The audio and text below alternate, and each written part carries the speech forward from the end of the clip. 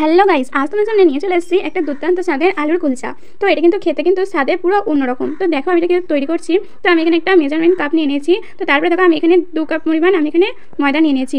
তো তারপরে একটু স্বাদ মতো নুন আর আমি চিনি জল ভিজিয়ে রেখেছিলাম, সব চিনি জলটা দিয়ে দিচ্ছি। এরপর আমি খানিকটা দই দেবো, ওই পরিমাণ মতো দই দিয়ে দিয়েছি। তারপরে আমি এটা মেখে নিয়েছি, দেখো কতটা সফট করে মেখেছি এটা।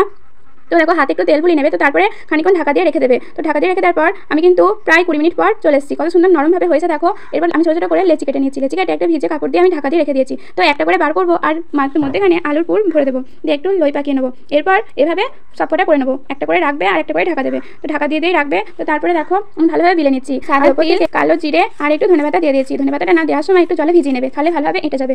পাশে একটা কড়া চাপিয়ে দিয়েছি, সেখানে একটু জলটা ভালোভাবে গরম করতে দিয়েছিলাম। যখন দেখবে ফুট উঠে গেছে তখন কিন্তু এবার দিয়ে দেবে। তো তারপরে খানিকক্ষণ লো ফ্লেমে করতে দেবে। তারপরে কত সুন্দর ফুলে গেছে। তো এইভাবে তেল ব্রাশ করে দেবে, তারপরে কিন্তু নামিয়ে দিলে কিন্তু রেডি হয়ে যাবে আলুর কুলচা। তোমাদের কেমন লাগলো এটা আমাকে কিন্তু জানিও আর ট্রাই